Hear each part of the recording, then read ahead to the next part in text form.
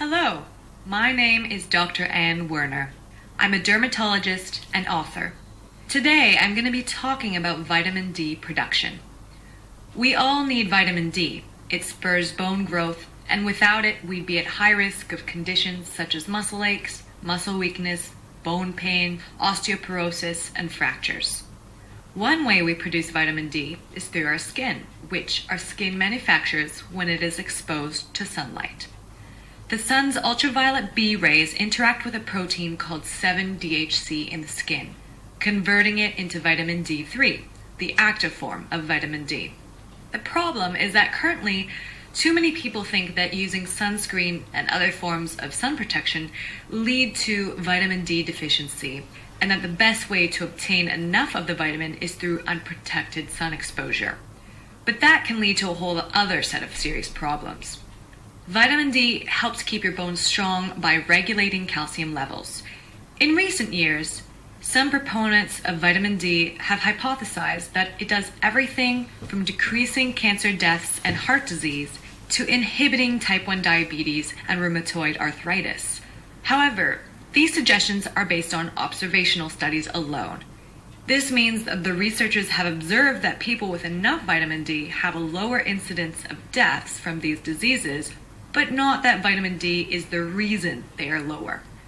While observational studies may be a good starting point, they are not proof or a basis for medical recommendations. In contrast, there is an overwhelming evidence for the multiple benefits of sun protection. Controlled studies have shown that regular use of an SPF 15 or higher broad-spectrum sunscreen reduces your chances of developing squamous cell carcinoma by about 40%, melanoma by 50%, and premature skin aging by 24%. It has been proven on the molecular level that the sun's ultraviolet UV light damages the skin's cellular DNA, creating genetic mutations that can lead to skin cancer. In addition, UV radiation harms the eyes and can cause cataracts, eyelid cancers, and other ocular skin cancers.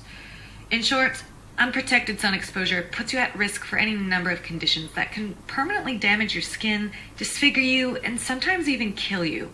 And the regular use of sun protection can go a long way to keep any of that from happening. High SPF sunscreens are designed to filter out most of the sun's UVB radiation, since UVB damage is the major cause of sunburn and can lead to skin cancers. UVB wavelengths also happen to be the specific wavelengths that trigger vitamin D production in the skin. Nonetheless, clinical studies have never found that everyday sunscreen use leads to vitamin D insufficiency. In fact, the prevailing studies show that people who use sunscreen daily can maintain their vitamin D levels. One of the explanations for this may be that no matter how much sunscreen you use or how high the SPF, some of the sun's UV rays still reach your skin. An SPF 15 sunscreen filters out 93% of UVB rays. SPF 30 keeps out around 97%, and SPF 50 filters out 98%. This leaves anywhere from 2 to 7% of solar UVB reaching your skin, even with high SPF sunscreens. And that's if you use them perfectly, of course. Even committed proponents of unprotected sun exposure recommend no more than 10 to 15 minutes of exposure to arms, legs, abdomen, and back 2 to 3 times a week, followed by good sun protection. That minor amount of exposure produces all the vitamin D your body can muster. After that, your body automatically starts to dispose of vitamin D to avoid an overload of the vitamin, at which point your sun exposure is giving you nothing but sun damage without any of the presumed benefit. The thing is, even just those unprotected 10 or 15 minutes are way more than enough time to cause DNA damage, and every bit of this damage adds up throughout your lifetime, producing more and more genetic mutations that keep increasing your lifetime risk of skin cancer. The question is then, if not from UV exposure, where should you obtain most of your vitamin D? Fatty fish such as salmon, mackerel, and tuna are especially good sources. Small amounts are also present in egg yolks, beef liver, and cheese. And many common foods such as milk and orange juice are fortified with vitamin D.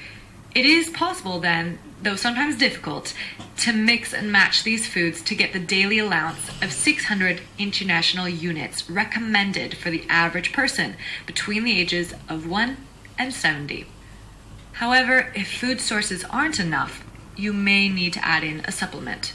Remember, though, that most nutritionists believe food should always be your first choice, with supplements used as reinforcements. The bottom line is food, supplements, and incidental protected sun exposure will give you all the vitamin D you need.